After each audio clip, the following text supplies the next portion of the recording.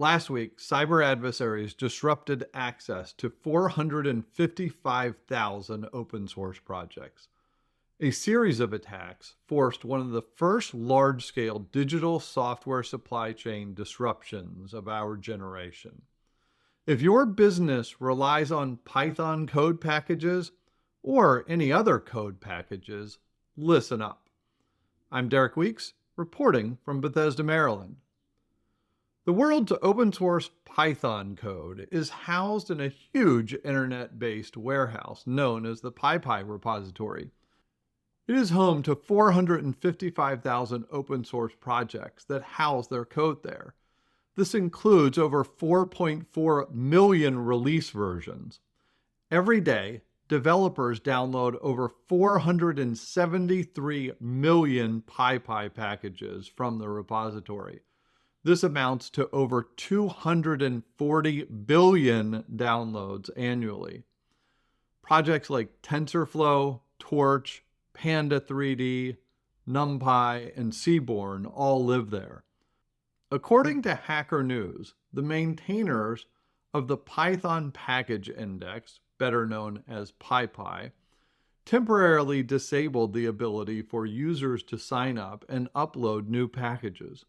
According to the admins managing the repo, they were quoted as saying, "The volume of malicious users and malicious projects being created on the index in the past week outpaced our ability to respond to it in a timely fashion, especially with multiple PyPi administrators on leave."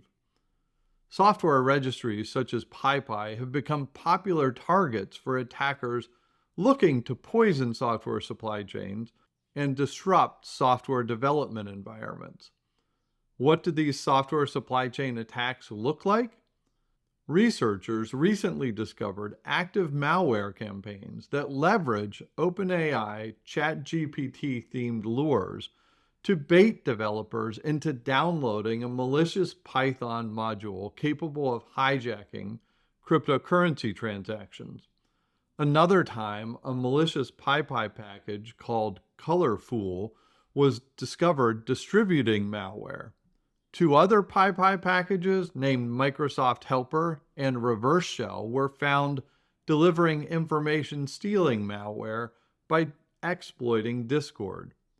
Even earlier this year, the open source framework PyTorch said a malicious dependency imitating one of its own included code that would upload sensitive data from a victim's machine. Uploads to the PyPi repository were shut down for about 2 days, meaning developers relying on new releases that addressed bugs, improved feature sets, or fixed newly discovered vulnerabilities had to wait. We all know from the pandemic years that physical supply chain disruptions lead to shortages of key goods, price inflation, factory closures, and affect a nation's national economic well-being.